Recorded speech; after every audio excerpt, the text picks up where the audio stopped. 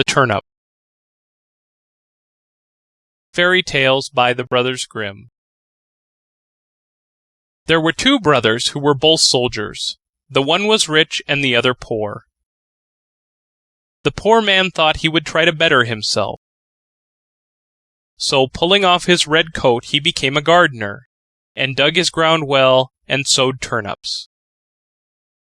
When the seed came up, there was one plant bigger than all the rest, and it kept getting larger and larger, and seemed as if it would never cease growing, so that it might have been called the Prince of Turnips, for there was never such one seen before, and never will again.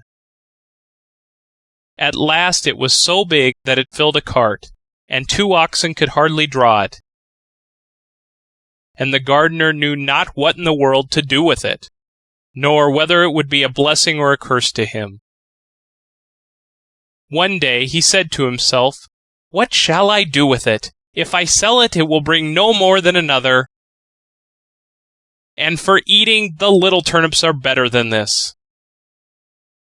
The best thing perhaps is to carry it and give it away to the king as a mark of respect." Then he yoked up his ox and drew the turnip to the court and gave it to the king. "What a wonderful thing!" said the king.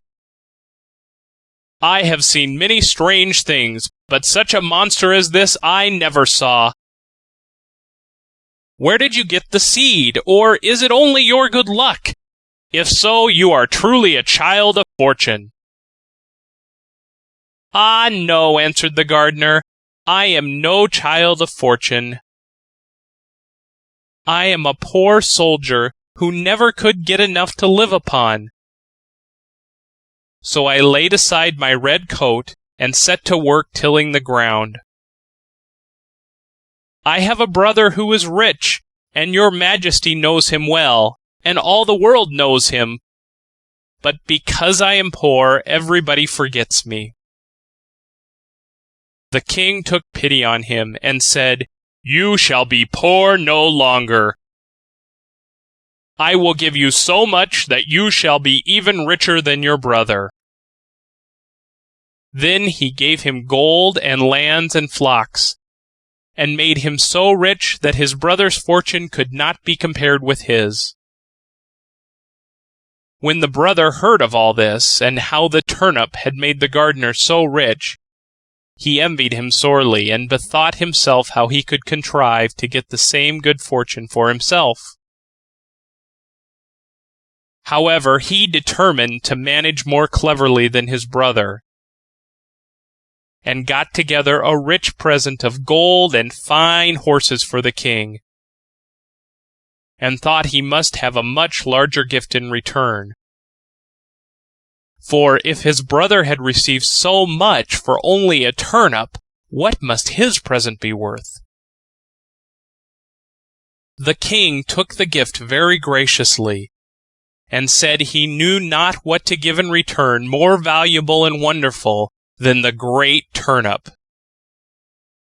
So the soldier was forced to put it into a cart and drag it home with himself. When he reached home, he knew not upon whom to vent his rage and spite. At length wicked thoughts came into his head, and he resolved to kill his brother. So he hired some villains to murder him, and having shown them where to lie in ambush, he went to his brother and said, "Dear brother, I have found a hidden treasure. Let us go and dig it up and share it between us." The other had no suspicions of his roguery. So they went out together, and as they were traveling along, the murderers rushed out upon him, bound him, and were going to hang him on a tree.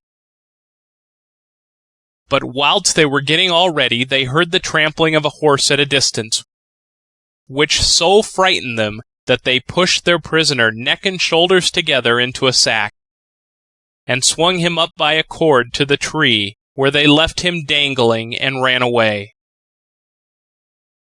Meantime he worked and worked away, till he made a hole large enough to put out his head. When the horseman came up, he proved to be a student, a merry fellow who was journeying along on his nag and singing as he went. As soon as the man in the sack saw him pass under the tree, he cried out, good morning to thee, my friend." The student looked about everywhere, and seeing no one, and knowing not where the voice came from, cried out, "Who calls me?"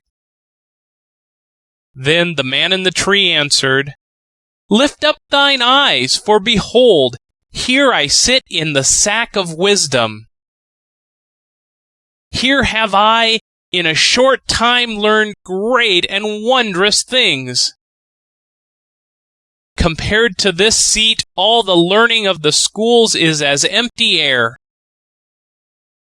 A little longer, and I shall know all that man can know, and shall come forth wiser than the wisest of mankind. Here I discern the sights and motions of the heavens and the stars, the laws that control the wind, the numbers of sands on the seashore, the healing of the sick, the virtues of all simples, of birds, and of precious stones.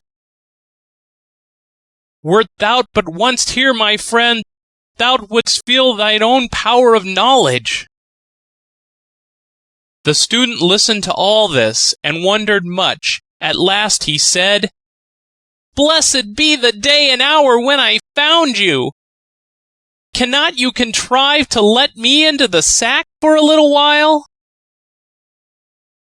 Then the other answered, as if very unwilling, "A little space I may allow thee to sit here, if thou wilt reward me and entreat me kindly. But thou must tarry yet an hour below, till I have learnt some matters that are yet unknown to me." So the student sat himself down and waited a while. But the time hung heavy upon him, and he begged earnestly that he might ascend forthwith, for his thirst for knowledge was great. Then the other pretended to give way, and said, "Thou must let the sack of wisdom descend by untying yonder cord, and then thou shalt enter." So the student let him down, opened the sack, and set him free.